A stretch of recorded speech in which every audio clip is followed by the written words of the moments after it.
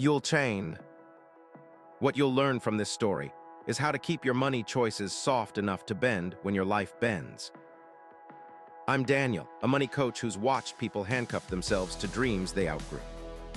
So pull up a chair and let me tell you about Maya, who learned the hard way that tomorrow rarely looks like today. Maya was 22 the night she signed the papers for the shiny condo downtown. She had a new job, a new boyfriend, and a new haircut that made her feel unbeatable. The mortgage payment felt big but doable, like a gym membership she could grow into. Her dad warned her, "Leave yourself some room," but she laughed, snapped a selfie with the keys, and posted, "Adulting level 10." 3 years later, the boyfriend was gone. The job had turned into late-night spreadsheets, and the haircut was now a practical ponytail. She sat on the condo balcony staring at cranes building newer, taller buildings that blocked her view. The monthly check still left her account, but the pride she once felt had shrunk to the size of a parking ticket. One Thursday, she got offered a role in Singapore, the kind that makes a resume glow. She felt the old excitement flicker. Then the mortgage statement arrived and the feeling flatlined. She listed the condo, but the market was soft and the fees to break the loan were thick as a phone book.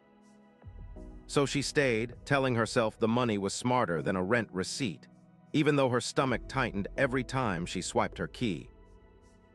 At 29, she met Leo at a friend's wedding in Denver. He lived in a tiny studio, biked to work, and spent Saturdays trail running above the city.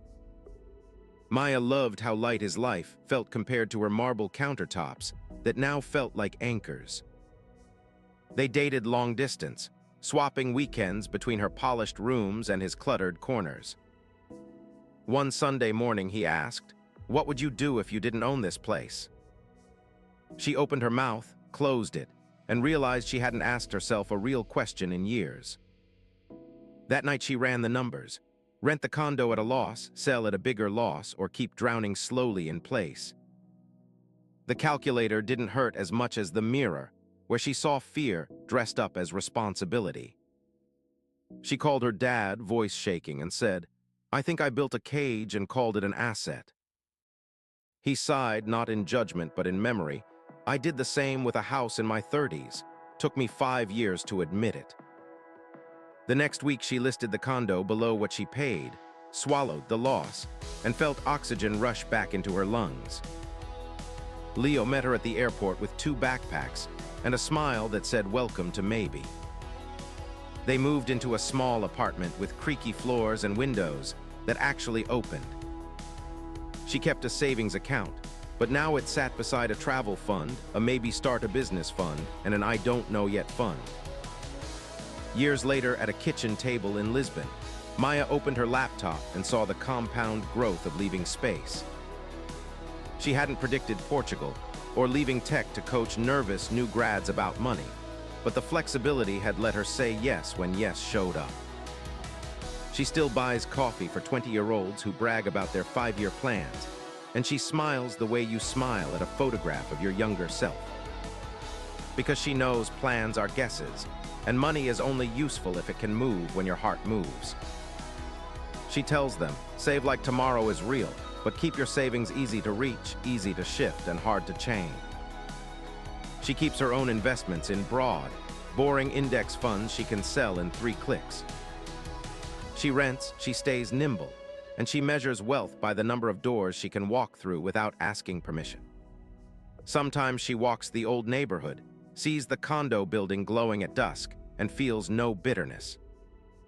The loss was tuition, not tragedy, and the lesson was cheaper than staying stuck. Leo is now her husband, their apartment is still small, and their accounts have grown, but the bigger win is waking up able to say, "Let's change course," and having the money agree. Summary. Maya's story shows us that locking money into things we can't undo often traps the person we are becoming. Keep your biggest money choices reversible. Rent a little longer, invest in liquid assets, say, "I'll see," instead of forever. That way, when you change, and your money can change with you instead of against you.